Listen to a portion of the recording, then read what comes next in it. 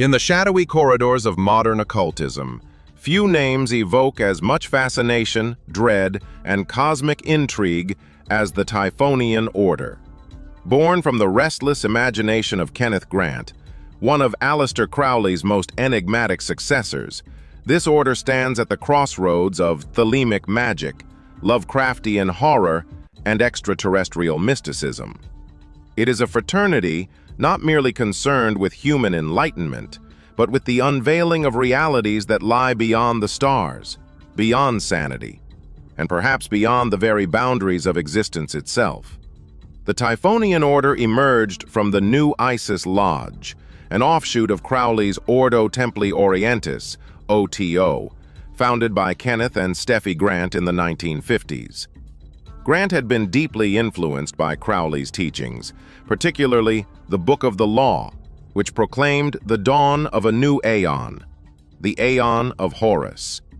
But Grant, ever the visionary and transgressor, believed that Crowley's revelation was only a fragment of a larger cosmic unfolding. He proposed that the next evolutionary current, the Typhonian current, was already stirring in the invisible planes of consciousness. Where Crowley had looked to Egyptian and solar symbolism, Grant turned his gaze toward the primordial serpent, the goddess Typhon, and the dark womb of the cosmos, the night of Pan. To Grant, Typhon represented not mere chaos or destruction, but the feminine polarity of the universe, the matrix through which consciousness could access dimensions of non-human intelligence. The Typhonian current, he claimed, was the awakening of this primal energy, a current older than the gods, older than humanity itself. Unlike many occult groups fixated on ritual purity or moral dualism, the Typhonian Order embraced transgression as initiation. The path of Typhon was not one of light or darkness, but of expansion beyond limitation, an alchemical journey through the subconscious, the astral, and the extra-dimensional. Grant taught that beneath the familiar archetypes of gods and demons lurked forces from beyond the human biosphere, entities that humanity had glimpsed in mythology and, more recently, in the chilling fiction of H.P. Lovecraft.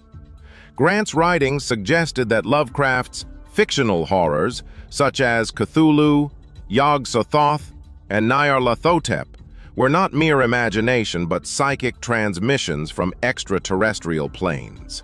These entities symbolized gateways to zones of consciousness that defied reason, morality, and even form itself.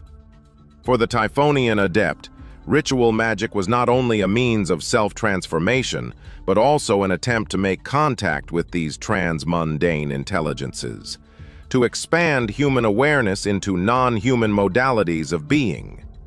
The rituals of the Typhonian Order were labyrinthine, surreal, and often dreamlike.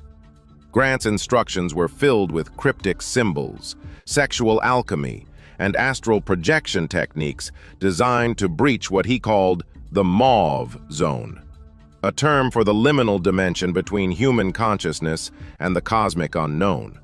The mauve zone was both a literal astral space and a psychological metaphor, the place where the known collapses into the unknowable.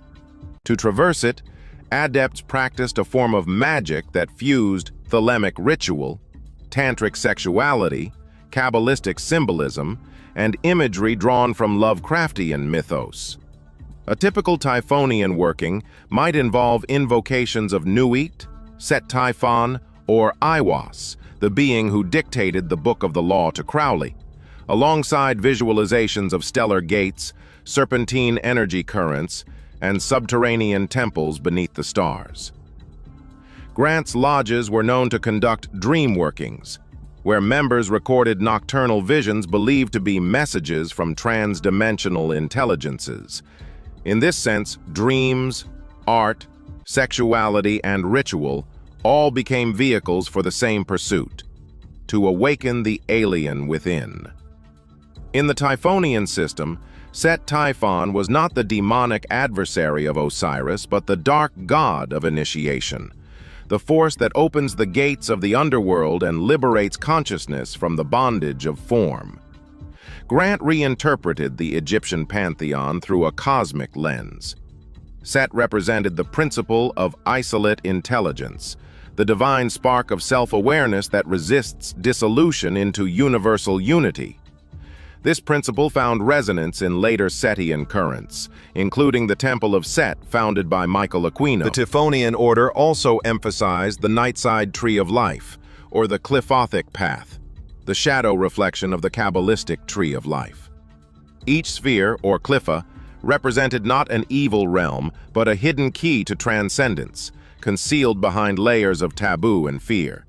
The adept's task was to navigate these dark spheres, not to become corrupted by them, but to integrate the shadow and reclaim totality of being.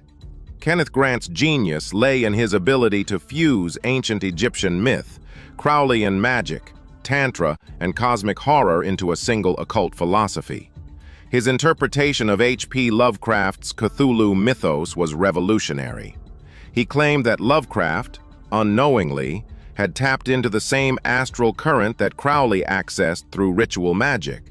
Both men, according to Grant, were prophets of an ancient and alien gnosis, the revelation of great old ones whose return symbolized the next stage of human evolution. In Grant's worldview, these entities were not literal monsters, but forms of cosmic intelligence, existing outside linear time, manifesting through dreams, art, and magical invocation. Their purpose was not to destroy humanity, but to transform it, expanding perception beyond the constraints of the physical and moral order. This reinterpretation reframed Lovecraft's horrors into archetypes of awakening. The madness induced by encountering the old ones was, in Grant's philosophy, a necessary breaking of human limitation, the shattering of the ego before the vastness of the cosmos. Central to the Typhonian path is the feminine polarity, embodied in the goddesses Nuit, Lilith, and Mauve, who represent cosmic gateways and the generative power of the void. Grant saw the sexual act as a microcosmic reflection of cosmic creation, a fusion of opposites that opens portals to other planes. His writings explored tantric and vamamarga left-hand path practices, not for hedonistic purposes, but as a means to contact the primordial forces of creation and dissolution. Art, too, was sacred. Grant collaborated with visionary artists like Austin Osman Spare, whose sigil-based art and concept of atavistic resurgence profoundly shaped the Typhonian philosophy. Spare's technique of using symbols to access pre-human memory aligned perfectly with Grant's notion of awakening the sleeping powers within the DNA of the species. Though shrouded in secrecy, the influence of the Typhonian order rippled across modern occultism. Grant's Typhonian trilogies, a series of 9 dense, dreamlike books, remain among the most cryptic yet compelling works in esoteric literature. Titles like The Magical Revival, Cults of the Shadow, and Outside the Circles of Time serve as gateways to an inner mythology that blurs the boundary between occultism and cosmic science fiction. The order inspired countless later movements in chaos magic, left-hand path orders, and Lovecraftian occultism.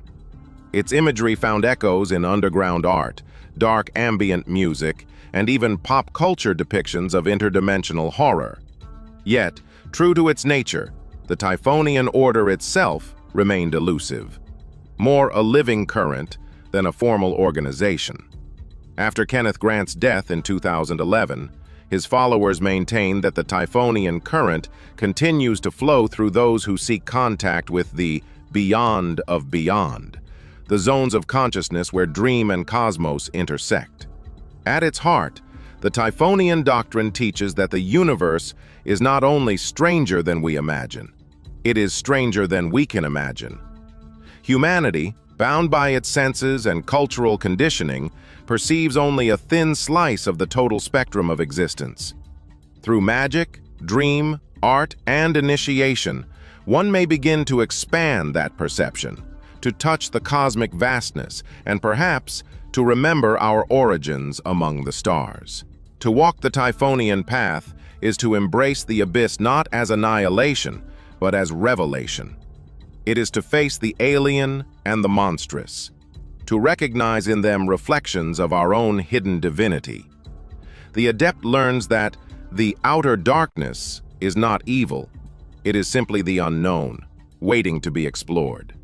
The Typhonian order stands as one of the boldest and most imaginative attempts to unite occultism with cosmic consciousness. It dissolves the line between spirituality and science fiction, between magic and the multiverse.